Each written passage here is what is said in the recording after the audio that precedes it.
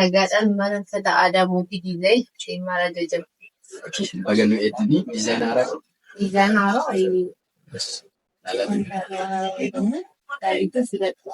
baay'ee bareeda. Isa kana naa baasime. baay'ee bareeda.